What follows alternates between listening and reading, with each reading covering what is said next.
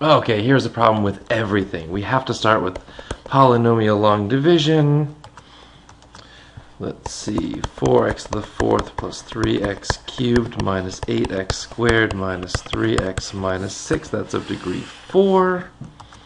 And we are dividing by something x cubed plus 2x squared. Let's see, we need a 4x because 4x times this is 4x to the fourth, and we get an 8x cubed. We subtract these, and that goes away, and we get negative 5x cubed, etc. So minus 5, that gives us negative 5x cubed minus 10x squared.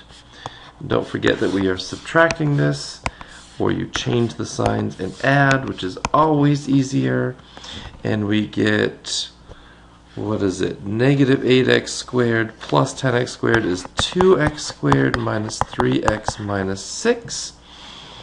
And so we have turned the integral into 4x minus 5 with the remainder of that, 2x squared minus 3x minus 6 over that, which we will factor into x squared times x plus 2 dx.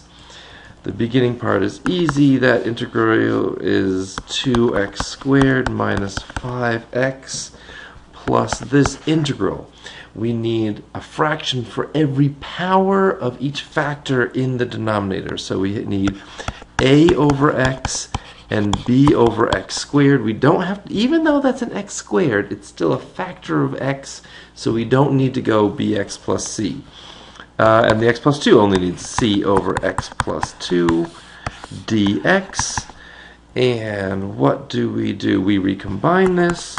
2x squared minus 5x plus the integral. Let's see, this one is going to have to be, well, I'll write it out. The common denominator is going to be what we had before. This needs to be multiplied by x and x plus 2. And the b only needs to be multiplied by the x plus 2. And the c needs to be multiplied by the x squared. And the common denominator is x squared, x plus 2 dx. Now here's the trick. What we're looking at is this whole thing has got to be this whole thing. And are any of these easy? The only constant we have, this is ax squared plus 2ax, cx squared, 2b. 2b is the constant, so 2b has to be the negative 6.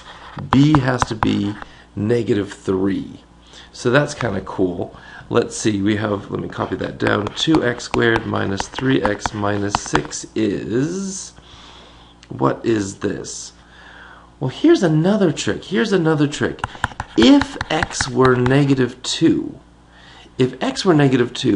this term goes away because negative 2 plus 2 is 0. Gone.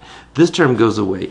On the right, we only have c times negative 2 squared, and on the left we have this thing with a negative 2, which is 2 times 4 is 8. Negative 2 in here becomes positive 6, and the 6 goes away.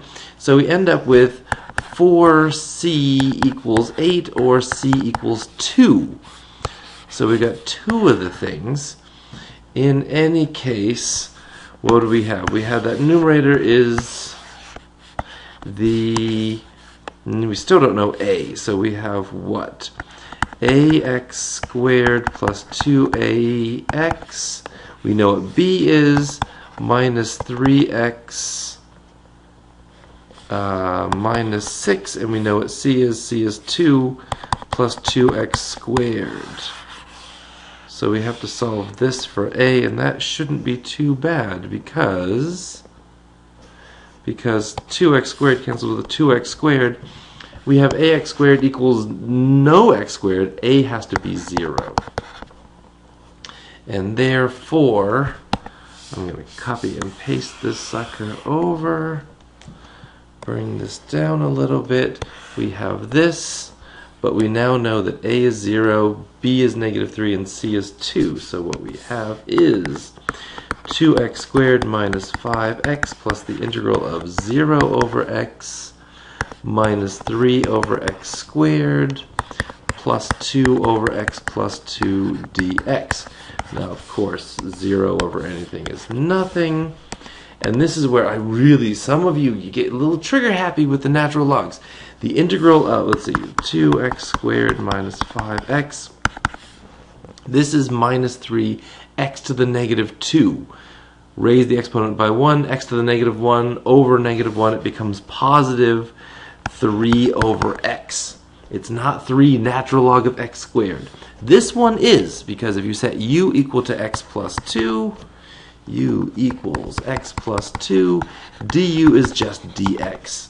So this whole thing is going to turn into 2 over u du, which is, yes, 2 natural log absolute value of x plus 2 plus c, and that is the answer.